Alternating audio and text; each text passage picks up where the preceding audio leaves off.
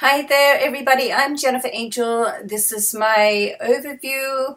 I know not many people watch the overview, but I sort of like to do it because it gets me in the, it's almost like a little bit of a rehearsal for me of doing the individual reports. It sort of gets me in my mind, what it is. But anyway, I would like to, before I, start on this week overview, for those that do watch it, I'm really asking everybody to subscribe to my channel if you haven't already, and to please help me get more subscribers, because the videos do take quite a while to do every week, and I love doing them. I know you love them, and but if I could get some more subscribers, then it would be great. Okay, so this week, just over the weekend, we've got Mercury going retrograde, and of course we're in the middle of two eclipses, and right today on the Thursday the 10th, when I'm doing this, we've got Jupiter and the Sun in a very, very nice, favorable opportunity type connection. So I love that. Jupiter and the Sun are always good together, and Venus and Jupiter as well. So we have that coming up towards the end of the year, in October, November. Now, so even though we're between these two eclipses and we've got Mercury going retrograde, there's like things are breaking down, things are building up. There's going to be some delays with Mercury, some confusion, but it does like open up for things to happen. And on the 21st, which, is at the end of this week going into next week, we do have the lunar eclipse, the solar eclipse rather, and so the solar eclipse opens the energy up for things to sort of come in and fresh start. So we've got like this period over this next week to really sort of think about what our life is at the moment, what we want it to be, and what changes or alterations we need to make to be able to open up. And sometimes that means letting things go, okay, which is easier for some signs than others. But once Mercury does go retrograde, it's always that like 2 or 3 days either side. And, some astrologers will say it's 5 or 6. In my mind, it's really the 2 or 3. You're certainly going to feel the retrograde energy kick in. I can anyway. But it's that like 2 or 3 days either side. That's called the storm. So it can be very disruptive. It's like when the planet goes in and out of retrograde. So after that, so then we're looking sort of, to about mid next week for a couple of weeks. It's a really great time to knuckle down and get things organized, okay? It's a great time for planning, research, organization.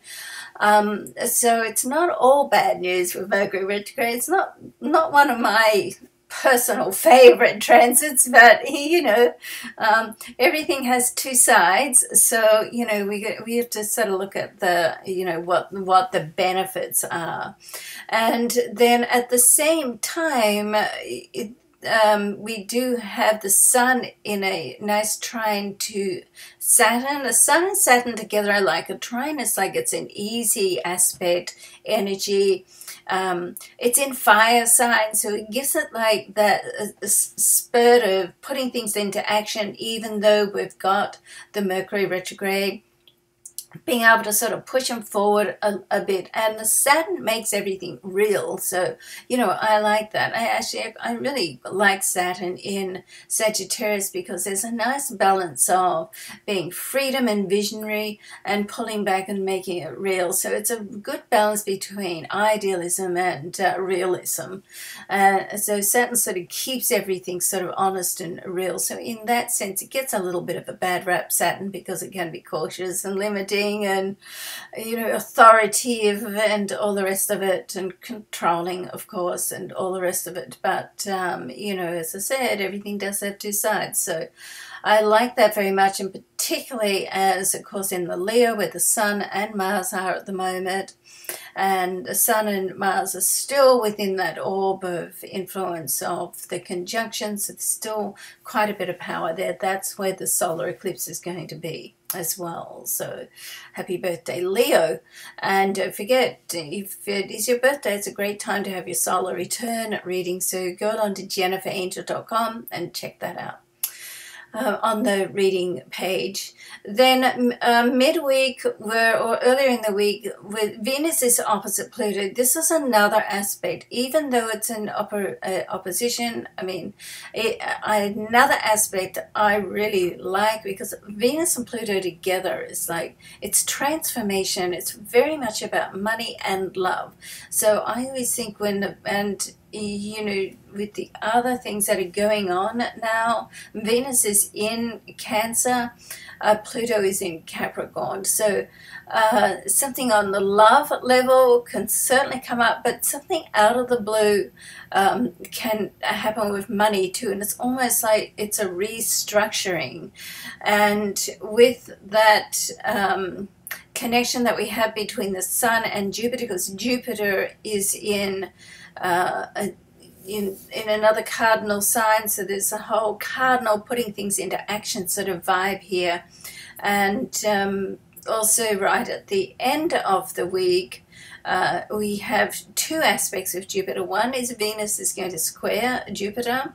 All right, the square is traditionally somewhat challenging. With Venus and Jupiter, it sort of helps to ground things again, helps you not to get too head in the clouds about things, and particularly with Mercury retrograde. So there's a lot of grounding, I feel, in this week, which is reality, which is good. And then Mars is going to sextile, which is opening up to an opportunity. And Mars is like the trigger that makes things happen, or can help for things to happen, rather.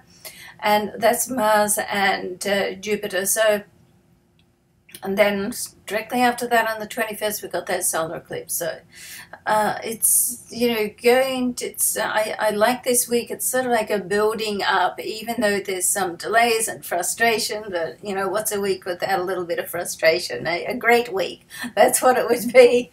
But, you know, as they say, it's not what happens to you that's important. It's how you deal with it. So don't you just love those sayings that, you know, you think of them and think, well, that's true. That is true. And it is true. And, you know, that's what we're all learning, how to deal with our stuff better, and not allow the stuff that happens in our life to take us off track and out of our light and out of our vibration. Okay. All right, so do go along and look at jenniferangel.com. Please help me build my subscription base on my emails for Jennifer Angel horoscopes. Both go to the same place, and on YouTube. Thanks so much. Bye.